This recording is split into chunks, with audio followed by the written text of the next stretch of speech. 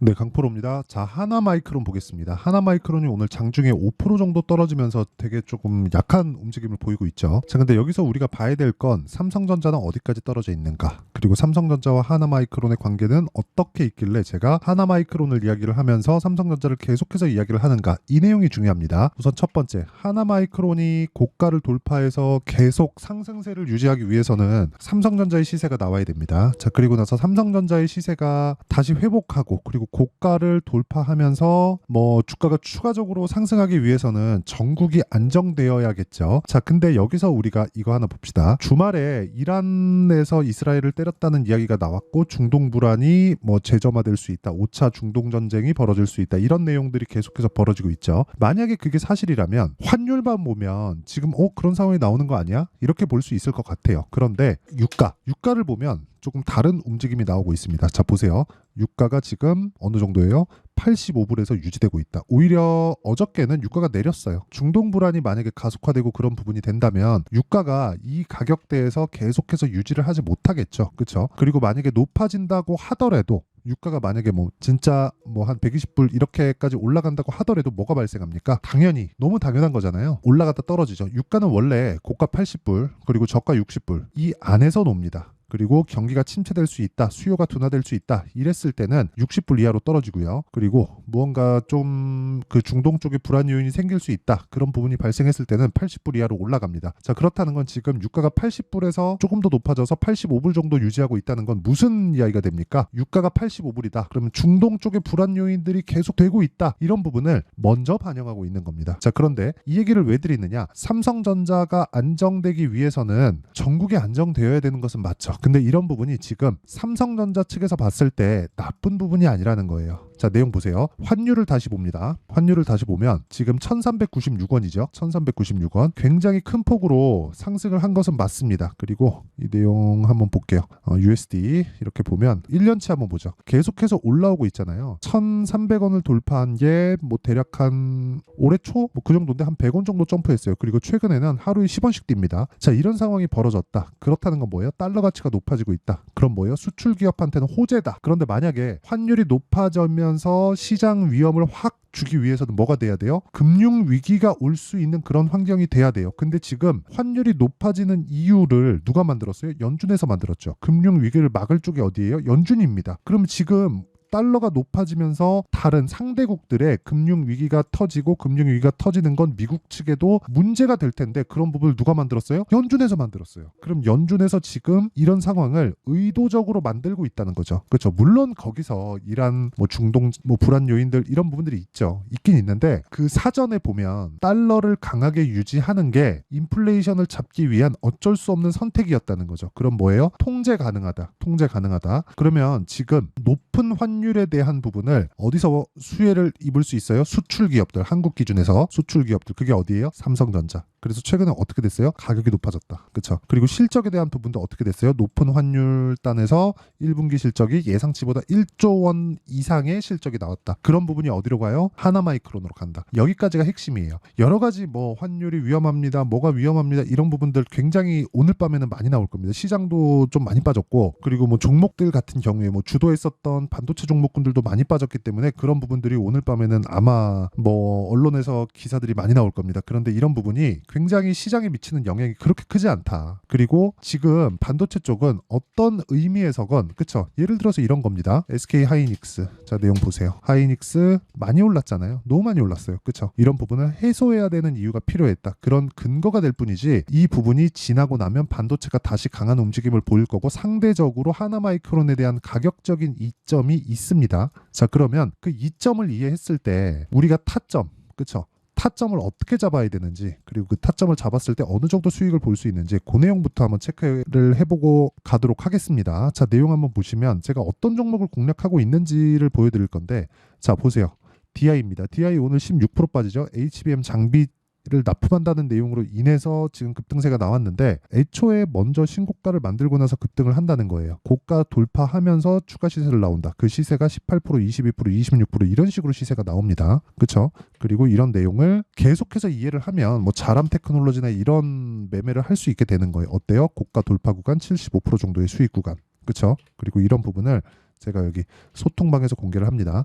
자, 오늘 4월 16일이죠. 시장가 매수 8시 50분, 시장가 매수 8시 50분 이렇게 매매 진행이 되고 있는데 한국 석유, 그렇죠? 중동 불안 요인이 있기 때문에 오늘 시장이 급락하는 그 과정에서도 그렇죠? 큰 폭으로 상승하고 있는 상황. 물론 고가 돌파하는 구간에서 잡았기 때문에 뭐 오늘 수익이 그렇게 크지 않다고 볼 수도 있지만 이런 부분을 대장주를 보잖아요. 흥구석유 밑에 오늘도 공략했지만 어때요? 제가 이미 지난주부터 공략 구간에 있었다. 그리고 그런 부분을 소통방에서 다 공유를 하고 있으니까 매매하는 과정에서 내가 너무 어렵다 하면요. 소통방으로 들어오시면 되고 다 무료로 진행합니다. 다 채널 성장을 위해서 하는 거니까 구독과 좋아요 이 두 개 눌러주시고요. 상단에 있는 전화번호로 10억 또는 소통이라고 문자 보내주시면 제가 소통방 입장 링크를 다 공유를 해드리도록 하고요. 그리고 무엇보다 타점에 대한 부분이 중요하다고 말씀드렸는데 그 타점에 대한 부분은 가격적인 이해가 필요해요. 지금까지는 지금 불안 요인이 뭐 실제 종목에 대한 불안 요인으로 번지지 않을 거라는 점, 그리고 주가가 어떻게 움직이는지, 그리고 타점을 어떻게 저는 잡고 있는지 그 부분에 대해서 이야기를 드렸는데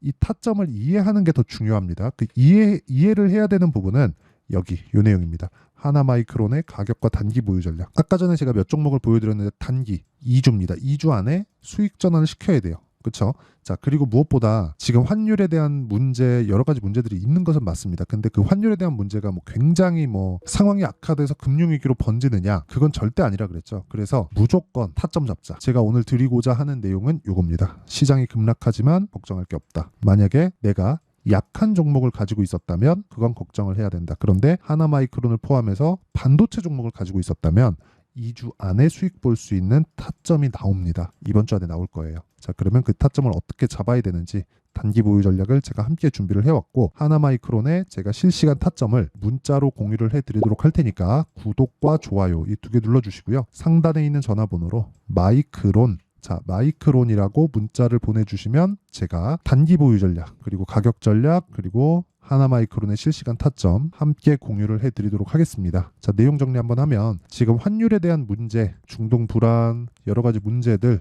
이런 부분들 전혀 걱정할 필요가 없습니다. 만약에 박살이 나잖아요. 한 번 더 올랐다가 그 다음에 박살이 납니다. 그리고 지금 미증시 같은 경우에도 외봉으로 떨어지고요. 무엇보다 환율을 높게 유지하는 이유인, 그쵸? 이유 뭐예요? 연준에서 인플레이션을 잡기 위해서 달러를 강하게 가지고 가는 그 내용이죠.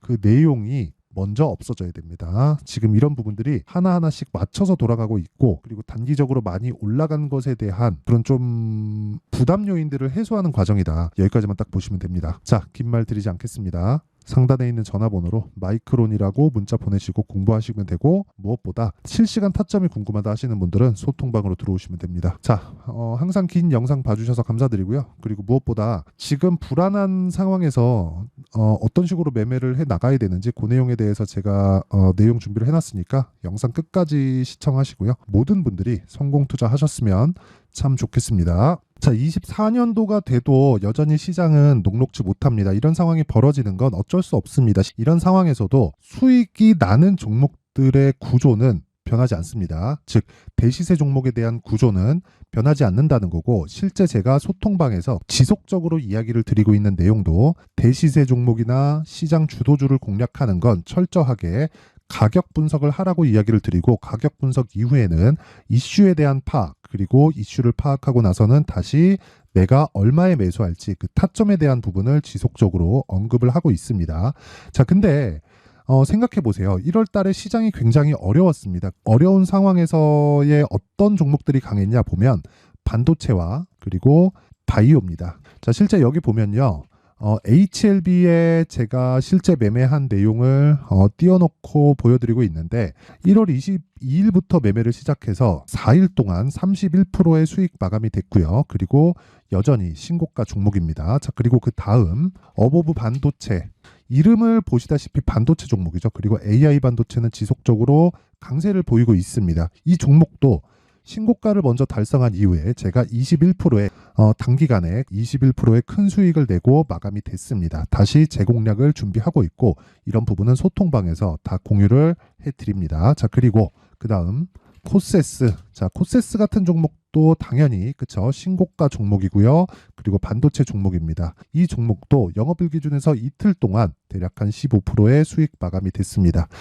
내용을 한번 보시면 어떻습니까? HLB를 포함해서 뭐 30%, 20%, 뭐 15% 이런 식의 수익이 지속적으로 발생하고 있는데 이 세 종목 모두 다 신고가 종목이고 1월 달에 시장이 약세를 보이고 있는 구간에서도 강했었던 그런 종목입니다. 특징점이 하나 있는데 그 이슈에 앞서서 가격이 먼저 반영했다는 거죠. 자, 근데 그게 기업 밸류업 프로그램이라고 하죠. 그 종목들도 마찬가지입니다. 오늘은 그 부분에 대해서 이야기를 드릴 텐데 그렇게 제가 가격을 먼저 보고 이슈에 대해서 파악하는 이유는 결과적으로는 큰 시세를 먹기 위한 사전 준비 작업입니다. 실제로 큰 시세를 먹기 위해서 사전 준비 작업을 했을 때 여기 레인보우 로보틱스 127% 그리고 ISC 98% 그리고 한미반도체 97%의 큰 수익을 내는 상황을 만들 수 있습니다. 어떤 식으로 소통방에서 진행됐는지 그쵸, 그 상황을 제가 이야기를 드린 건데 이런 상황도요 당연히 신고가를 공략했을 때 가능한 겁니다.